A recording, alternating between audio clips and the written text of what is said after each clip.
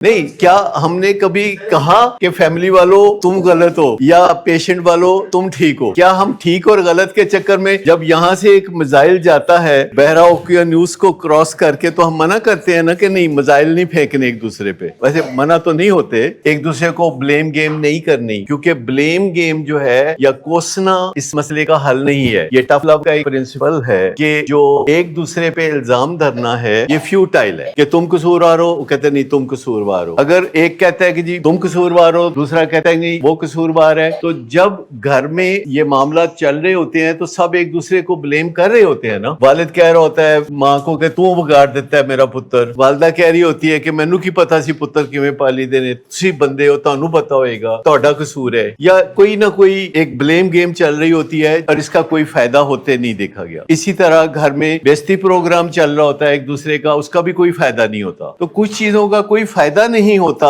جو کہ سب جانتے ہیں کہ غصہ کرنے کا کوئی فائدہ نہیں ہوتا، الزام تراشی کا، کوسنے کا کوئی فائدہ نہیں ہوتا۔ پہلی بات تو یہ ہے کہ اس گیم سے باہر آ جائے۔ پہلے تو بلیم گیم جو ہے، ایک دوسرے کو جب بھی کوئی بلیم کر رہا ہوتا ہے تو ہم کہتے ہیں کہ that is not going to solve any problem. ہم پوچھتے ہیں اچھا واٹ از بادرنگ یو، آپ کو تکلیف کیا ہے؟ پھر ہم پیشنٹ سے پوچھتے ہیں کہ تونوں کی تکلیف ہے۔ تو ہمیں بعض اوقات پتہ چلتا ہے کہ وہ اپنی تکلیف پھر ہمیں بتانے لگتے ہیں کہ یہ ہماری تکلیف ہے۔ ہم ایسے ہی تھوڑا بہت سوال کرتے ہیں کہ اچھا آپ اپنی زندگی کی کہانی سنا دیں، فرسٹ 15 ایئرز آپ کے کیسے گزرے، لائف کے فرسٹ 10 ایئرز کیسے گزرے، 2-3 منٹ میں بتا دیں۔ اب جب انہیں ہم ان کی کہانی سنانے کے لیے کہتے ہیں اور پھر فیملی والوں کو کہنا شروع کرتے ہیں کہ تہاڈا 1 سال کیسا گزرے ہے ذرا سناؤ، تہاڈے 4 سال کیسے گزرے، تو پھر وہ ان کا دھیان بلیم گیم سے ہٹ کے جو حالات ہیں اس کے اوپر آ جاتا۔ تو ہمیں یہ کرنے کی ضرورت نہیں ہے کہ قصوروار کو ڈھونڈے اور اس کو سزا سنا دے، کیونکہ ہم جج نہیں ہیں۔ ہمارے 3 بڑے پرنسپل میں سے نمبر 2 پرنسپل یہ ہے نان ججمنٹل بیہیویئر، یعنی وی ڈونٹ ہیو ٹو جج اینی باڈی، اور نمبر 1 یہ ہے کہ انکنڈیشنل ریگارڈ، کہ جو پیشنٹ سامنے بیٹھا ہوا ہے اس کو اپنے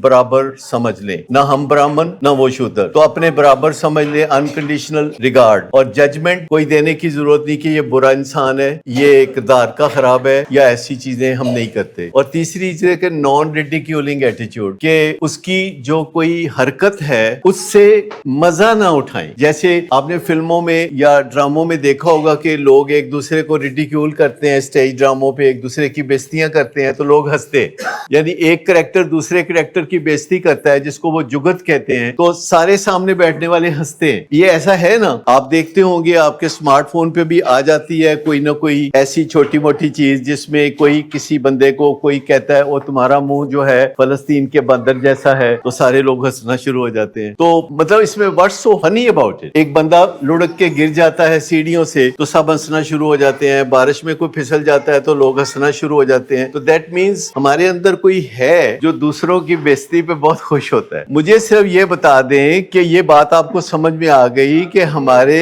دل میں ایسا ہے کہ کسی کا مذاق اڑا کے، کسی کی بےزتی کر کے، کسی کو کچھ نہ کچھ ایسی بات کر کے ہمیں مزہ آتا ہے، اور اس سے کوئی مستثنا نہیں ہے۔ وہ ہمارا بیٹا بھی ہو سکتا ہے، ٹھیک، وہ ہمارا کولیگ بھی ہو سکتا ہے، وہ ہمارا محلے دار بھی ہو سکتا ہے، وہ ہمارا معالج بھی ہو سکتا ہے، وہ کوئی بھی ہو سکتا ہے۔ لیکن اصل بات یہ ہے کہ باقی تو سب چلتا ہے سوسائٹی میں، لیکن اگر ایک معالج نے ذمہ داری اٹھائی ہے کسی کے علاج کی تو اس کے پاس کوئی چوائس نہیں ہے کہ اسے unconditional regard, non judgmental behaviour اور نان ریڈیکیولنگ ایٹیچیوڈ اپنانا ہوگا، ادروائز وہ فارغ ہے۔